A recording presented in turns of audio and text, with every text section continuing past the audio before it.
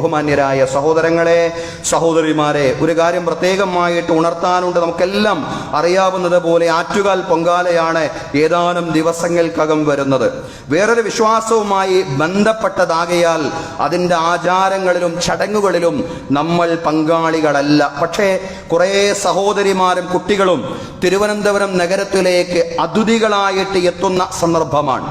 അവരുടെ ഏറ്റവും നല്ല ആതിഥേയരായിട്ട് മാറാൻ നമുക്ക് സാധ്യമാവണം. റമദാനിലാണ് ഈ വർഷം യാദൃശ്ചികമായിട്ട്, കഴിഞ്ഞ വർഷവും അങ്ങനെയായിരുന്നു ഈ പൊങ്കാല ഉണ്ടാവുന്നത്.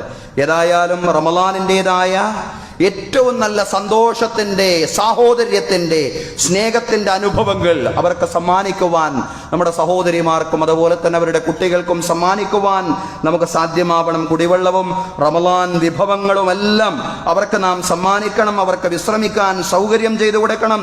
നമ്മുടെ മസ്ജിദുകളും വീടുകളുമെല്ലാം അവരുടെ മുമ്പിൽ പൂർണ്ണമായും തുറക്കപ്പെടുന്ന ഒരു സാഹചര്യം തീർച്ചയായും ഉണ്ടാവേണ്ടതുണ്ട്. സ്നേഹവും സാഹോദര്യവും.